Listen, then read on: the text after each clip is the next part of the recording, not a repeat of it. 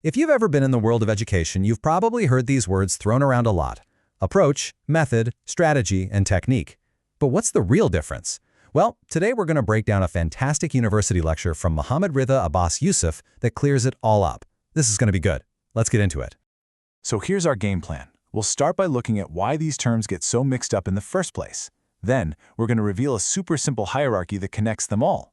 After that, we'll define each piece, see how context can switch things up, and then put the whole puzzle together. And hey, stick around till the end for a quick quiz to see what you've picked up. So, what's the big deal here? Well, in education, words like approach, strategy, method, and technique are everywhere. And honestly, they're often used like they're all the same thing. But they are absolutely not, and that's the core problem we're going to solve today. And here it is, the key to unlocking this whole thing, the word hierarchy.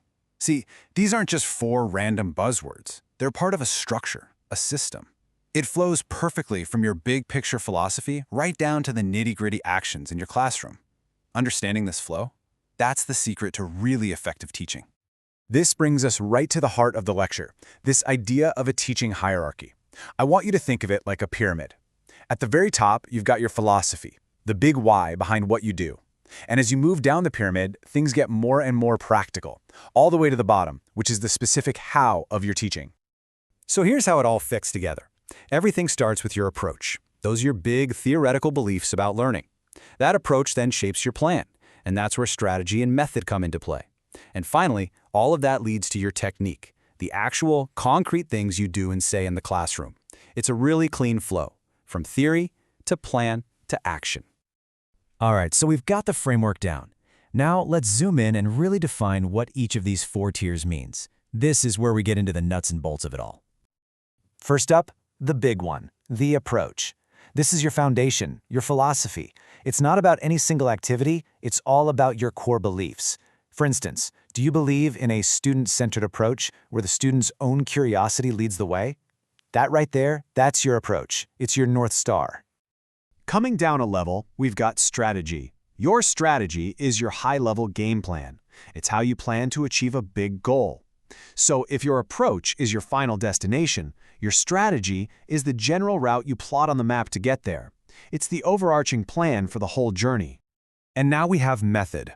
A method is much more procedural. Think of it this way. If the strategy is the route on your map, the method is your mode of transportation. Are you going to use direct instruction, where the teacher is clearly in the driver's seat? Or maybe inquiry-based learning, where the students are exploring and discovering the path for themselves? Your method is the vehicle you choose. Finally, we get to technique. This is as specific as it gets. It's the actual in-the-moment action you take in the classroom. It's a single footstep on the path. You know that activity, think, pair, share, where students think on their own, then chat with a partner, then share with a class? That's a classic technique. It's what you're doing minute by minute. Okay, so here's a really important little twist. The way people use these terms, it's not exactly the same everywhere. Depending on what field of education you're in, the definitions and even the hierarchy itself can shift a bit. Take this, for example. In the world of language teaching, they often use a simpler three-level model. It goes straight from approach to method to technique. But in general education, they often add that fourth term, strategy, and it fits right in between the approach and the method. So the big takeaway here is that context is everything. Okay, we've broken down all the pieces and we've talked about how context matters. So now let's put it all back together and look at the whole framework in one shot. This chart just lays it all out so perfectly. Take a look at the scope column. See how it goes from broadest all the way down to most specific? And the function column does the same thing. It moves from your core beliefs down to your concrete classroom actions. This table right here is the whole system at a glance. All right, you've heard the theory, you've got the definitions, you've seen the complete framework. It's time to put that new knowledge to the test. Let's run through a few quick questions and see how it all stuck. First question for you. When we're talking about that highest level, your core philosophy, your fundamental beliefs about how learning even happens, which term is that? Yep, you got it. That's the approach.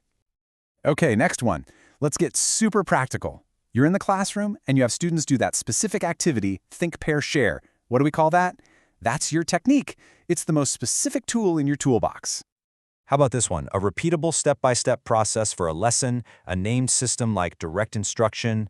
What's that called? That would be your method. It's the systematic path you're taking. All right, a question about context. Remember the two different traditions we mentioned? Which is the one that usually uses that three-level model, skipping strategy? That would be the language teaching tradition. And for our last question, this is the big one that wraps it all up. True or false? These terms are all basically the same thing. The answer, of course, is a huge false. They represent a clear, logical hierarchy from why you teach to how you teach. So the real question is, the next time you're planning a lesson, will you think about how all four of these pieces align?